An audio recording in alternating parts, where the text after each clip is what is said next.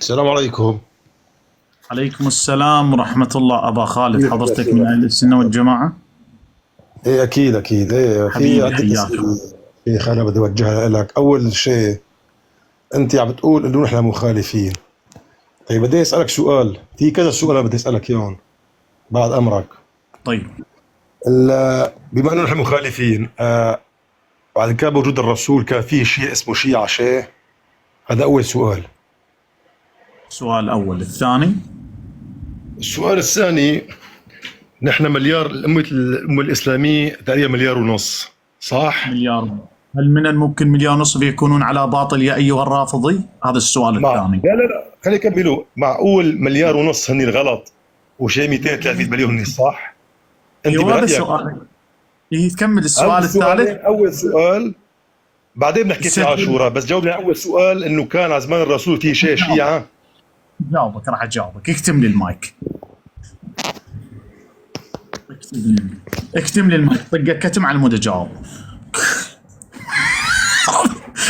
شو يقول هذا الشيخ تايكوندو؟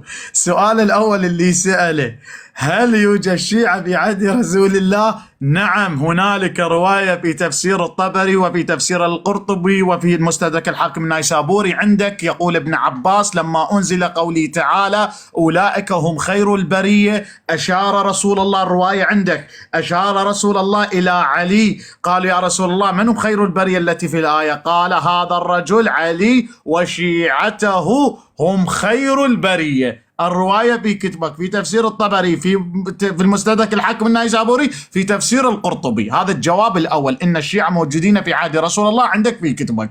السؤال الثاني، يقول الأخ: هل من العقل يعقل مليار ونصف كلهم في النار وأنتم ملايين انكم في الجنة؟ احسنت. اذا الاخ اثبت لنا ان المسيح هم على حق، لان المسيح مليارين ونصف ويعبدون جيسوس، يعبدون جيسوس الذي صلب على خشبه. فحسب فهمه ان الاكثر هم على حق. إذا إخواننا المسيح الذين يعبدون الأب والابن والأم والروح والطرقاعة والمسيح هم على حق، لأنهم مليارين ونصف. فلا يعقل الله عز وجل يدخل إخواننا المسيح الموحدين عابدين جيسوس إلى النار. أخي، أنت ضربت بقاعدة القرآن، لأن القرآن يقول: وكم من فئة غلبت فئة كثيرة بإذن الله. أنت ضربت بقوله تعالى: وأكثرهم للحق كارهون. أنت ضربت بقوله تعالى: وما يؤمن بالله مضمونه إلا وهم مشركون. أنت ضربت بنبوة نوح، لأن نوح 950 سنة لم يتبعه إلا 200 شخص. أنت ضربت برسالة النبي، لأن النبي 313 جندي قاتل 49,000 من جيش أبو سفيان. شلونكم؟ شخباركم؟ وين ما وين؟ تفضل. خلصت يا استاذ؟ خلصت استاذي، تفضل. اول شيء تقول في شيعة. طيب على الرسول صلى الله عليه وسلم، جاوبتك. كيف كان في، وين الشيعة كانوا موجودين؟ مين كانوا الشيعة هني؟ مين كانوا الشيعة موجودين على زمن الرسول؟ قل لي اسماء، اعطيني اسماء. أعطيك أسماء. اعطيني اسماء للشيعة، تفضل. أعطيك أسماء. الأول واحد الشيعة: أبو ذر، المقداد، سلمان المحمدي، أبو الأسود الدؤلي، عمار بن ياسر. هؤلاء شيعة علي بن أبي طالب. شو منين هود اخترعتوا هود؟ ما كان اسمه شيعة، ما في شيء اسمه شيعة كان، لا تقنعني. هذا الحكي. نحن اول شيء، شكرا. نحن عامية الناس، نحن أنا العامية. أعطيتك الرواية انت عم بس أنت ما بتناقش. لا أهلا وسهلا. شكرا. أنا شنو ذنبي؟ أعطيتك الرواية في كتبك. كتبك تقول شنو الشيعة؟ معناتها مجموعة الشخص، شيعة علي وشيعة عثمان. من هيدا يقولون شيعة عثمان بن عفان. شنو الشيعة؟ جماعة عثمان بن عفان، التيم ماله، الجروب ماله. الحسين من خاطب شيعة أبي سفيان، التيم مال أبو سفيان. شي رادله ترى، شيعة إبراهيم. هذا الشيعة. فأنا جاوبتك برواية في كتبك، لا استطعت أن ترد على الرواية.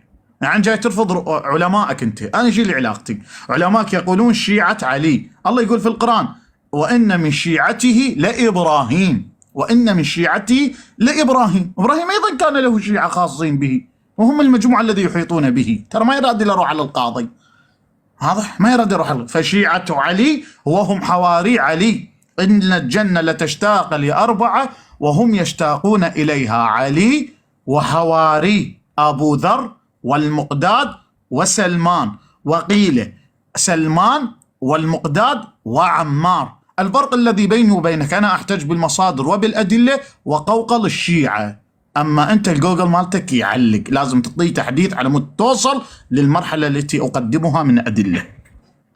اللي ما عنده علمية ما يتعبني بصراحة قبل أنزلك، لأن اللي عنده علمية راسة يرد على طرحي، يرد على الأطروحة اللي يطرحها في كتبه، يقول هاي الرواية كذا كذا، مو يظل يرفض وهي الرواية في كتبه. هاي مشكلة، هاي نفر مشكل.